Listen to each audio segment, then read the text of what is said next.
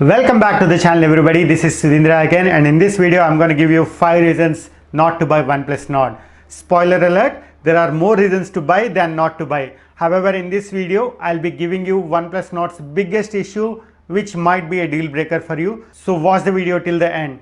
I have to tell you that these reasons bug me personally and you might not be seeing this as an issue. And also, like other reviewers, I'm not going to complain that this phone doesn't have wireless charging and IP ratings. These are the genuine issues that someone who is buying a mid-range phone will see or face. In my previous video, I gave you 5 reasons to buy OnePlus Nord, and I also gave you what is the right variant of Nord that you should be buying and what is the right time to buy this phone.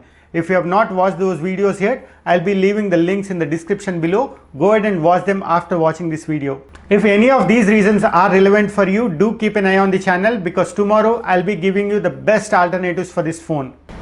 But before we go there, if this is your first time here, please consider subscribing to the channel and ring the bell to get notified whenever I post an awesome tech video. Friends, I have a target of reaching 1000 subscribers by the end of this year, and I'm sure I can reach that with your support.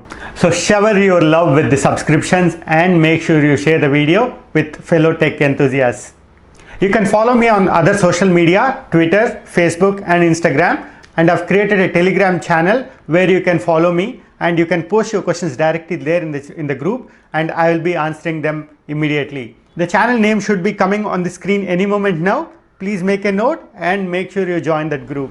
I'll be leaving the timestamps in the description down there so that you can directly skip to your point of interest. But I suggest you to watch the entire video to know more about this phone. Without further ado, let's get started. The first reason I'm going to give you is this phone doesn't have a 3.5mm jack. I'm still one of those who love wired headphones, and these headphones give me no lag while playing games. Especially when someone is immersed in a game, they have to be aware of who is coming from back. They will keep an eye on the footsteps coming from all the directions. And using Bluetooth earphones, it's not very easy because there is a time lag between the phone sending the signal to your earphones, and by the time the earphones receive the signal, those footsteps might be right next to you and you know what is going to happen after that. The second reason is the biggest reason for me, especially the base variant comes with just 64 gigabytes of storage. The more applications you install in the phone, the more photos you take with the 48 megapixel camera and the 32 megapixel selfie camera, the faster you will consume the storage.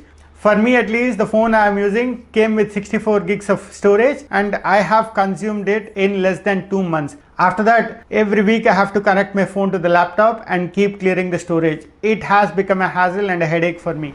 Friends, if you're finding value in this video, hitting the like button will motivate me a lot in making more videos for you. At the same time, if you're not liking the video, please let me know in the comment section below so that I can work on improving the videos in future. The third reason I'm going to give you today is the cameras. Cameras has been OnePlus Achilles heel from the beginning. They have some problem implementing the rear cameras, and we have seen it from OnePlus 1 through OnePlus 8 Pro. Don't take me wrong, these are decently performing cameras. However, when you compare them with the competition, they lag here and there. Let's only talk about the rear cameras here because the front cameras in OnePlus Nord seems to be very good. The 48 megapixel camera in the rear, which is a primary sensor, has OIS and it takes decent photos.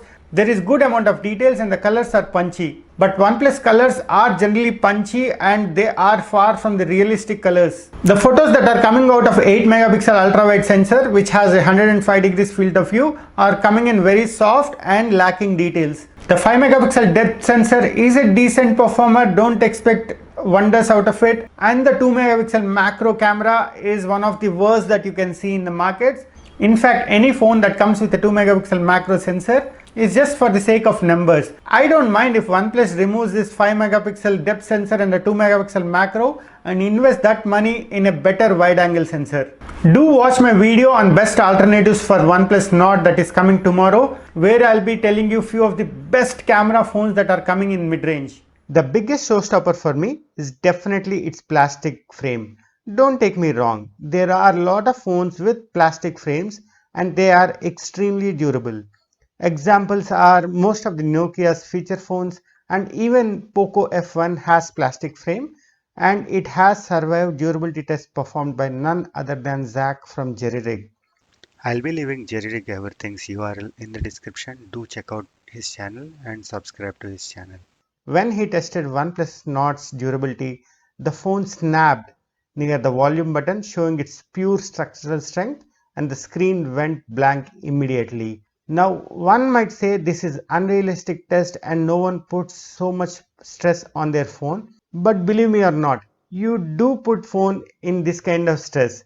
When you put the phone in your rear pocket of your jeans and sit, when you wear a skinny fit and put the phone in your pant pockets, front or rear, wherever it is, the phone undergoes enormous amount of stress.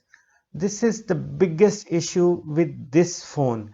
So this is something that has bugged me in the last 2 days. So stay tuned to the channel. I will be coming up with the best alternatives to Nord, and yes, there are some wonderful alternatives. The next reason I'm going to give you is the service cost of OnePlus phones. It's not just limiting to OnePlus Nord, it is across all the OnePlus phones. The entry of OnePlus phones is easy and colorful, where you can get one for 28,000 or 41,000, 42,000 for OnePlus 8 series. But if you face any issue, if the screen gets cracked or any other hardware fails after the warranty, the bills that OnePlus is going to put on you are huge. There are many examples. You can just browse on the internet and you find how much OnePlus is charging their customers. The hardware replacement cost might be double to the phone's price itself. The next and the worst thing I saw from OnePlus is their strategy towards Indians. In Europe, they have launched only 8GB variant, but in India, they know that India being a price sensitive market, just to lure us, they have launched the 6GB variant, and that too with a very limited 64GHz of storage. And this phone is not available for at least a month and a half, and we don't have a definite date at least. OnePlus seems to have taken this step just to showcase the buyers that their phone comes at a very low entry price, and people will get frustrated waiting for this phone for a month and a half or so, and they end up buying the higher end variant. In my opinion, this is not a very good thing, and playing with your customers' emotions is not a good thing in the long term, is what I feel. The next few reasons might not be very big, but I still want to highlight because you should be informed about what the phone is missing. OnePlus seems to have used the normal vibration motor in the phone, not the good haptic feedback machine that they have used from OnePlus 70, OnePlus 70 Pro and OnePlus 8 series phones. So don't expect good touch haptic feedback. Same thing with the single downward firing speaker. It's a decent speaker, but it's not a stereo speaker. Coming to the last point, the USB-C port that you see down is an older generation one, and it takes forever for you to transfer the files from your phone to laptop or your desktop. The intention behind making this 5-reason video is to put all the relevant information in front of you, the buyer, and help you to make the most informed decision. So it comes down to which feature is most important for you and how you're going to use it. Please leave a comment below and let me know what is the most important feature for you. I really hope this video has helped you in making more informed decision. Remember, you cannot have everything in every phone, and there is no perfect phone out there. I do my level best to answer every question, so if you have any questions at all, leave them in the comments. If this video is helpful, let me know by giving it a thumbs up, tweet it, share it, like it, and most importantly, if you haven't joined yet, join the Tech Platter family by clicking the subscribe and the notification button below. You can always find me on my Facebook, Twitter, Instagram and Telegram. See you in the next video. Till then, stay hungry, stay foolish.